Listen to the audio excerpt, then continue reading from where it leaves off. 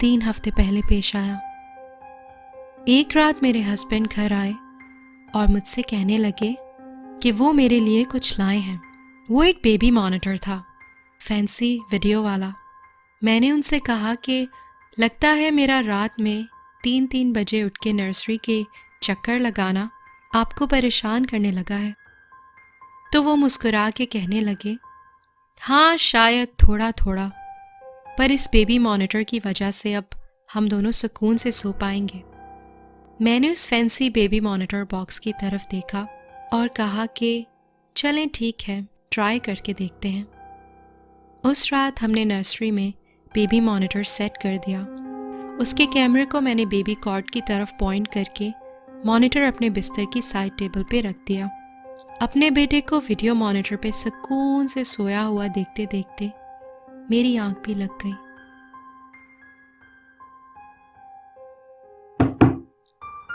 उस आवाज़ से मैं घबरा के उठ गई। मैंने फौरन मॉनिटर की तरफ देखा। मेरा बेटा जेम्स तो सुकून की नींद सोया हुआ था। उसे खैरियत से सोता हुआ देख के मैंने सुकून का सांस लिया और दोबारा सो गई।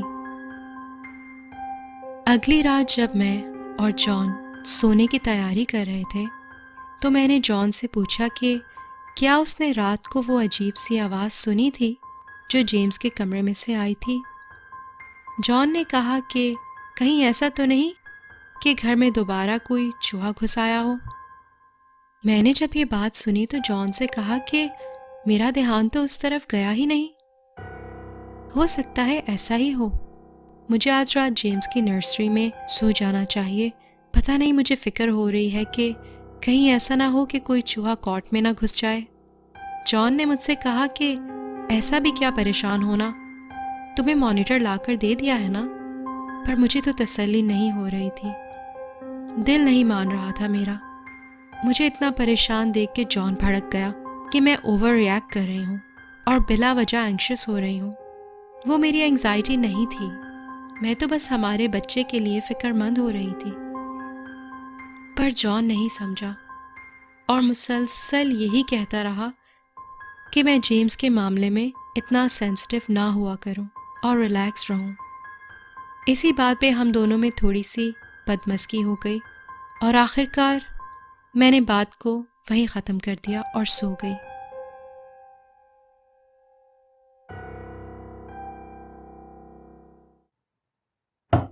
मेरी आंख 3 बजे दोबारा खुली।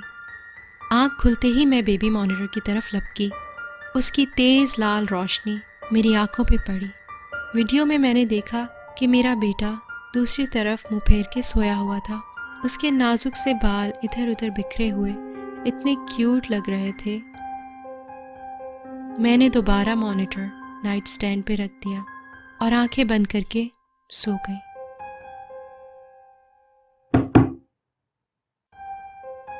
उस आवाज़ से मेरी आंख दोबारा खुल गई।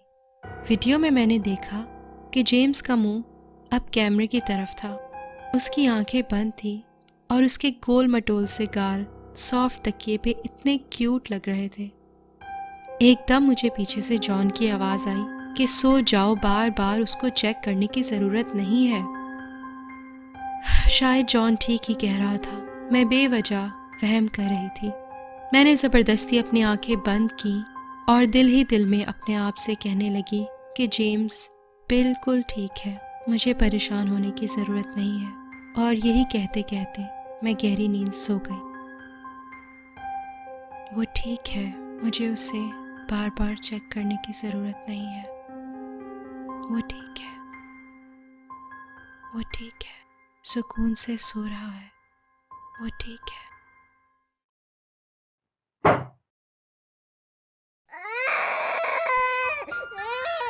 जैसे ही जेम्स के रोने की आवाज़ आई, मेरी आंख एकदम से घबरा के खुली। जब मैंने मॉनिटर उठा के देखा तो जेम्स सुकून से उसी पोजीशन में सोया हुआ था। जेम्स का मुंह बंद था, पर कमरे में से तो इतनी ज़ोर ज़ोर से उसके रोने की आवाज़ आ रही थी। मैं जल्दी से बिस्तर छोड़ के उठी और कमरे का दरवाज़ा खोल के अंधाधुंध जेम्स के कमरे की तरफ दौड़ी।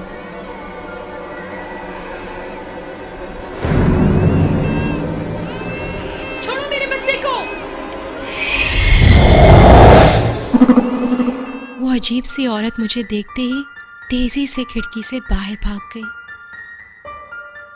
मैंने जेम्स को फौरन कॉट में से उठाया और कस के अपने सीने से लगा लिया। पीछे पीछे जॉन भी आ गया। मैंने चीख के उससे कहा कि पुलिस को फौरन कॉल करो, यहाँ कमरे में कोई था। और फिर मेरी नज़र टेबल पे रखे हुए बेबी मॉनिटर के कैमरे पे पड़ी। अंधेरे में उसकी लाल लाइट चमक रही थी और उसके सामने कुछ रखा था। ऐसा लग रहा था कि कोई कागज़ का टुकड़ा है, पर जब मैंने करीब जाके उसे पलट के देखा तो मैं कांप गई। वो एक तस्वीर थी, मेरे बेटे की तस्वीर, सुकून से अपने कॉट में सोते हुए।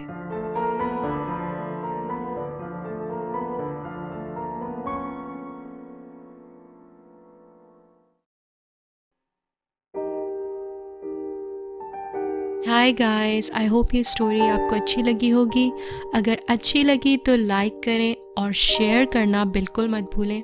Thank you so much everyone for supporting my channel. अगर आप मुझे इसी तरह सपोर्ट करते रहेंगे तो मैं नई से नई स्टोरीज आपके लिए लाती रहूँगी।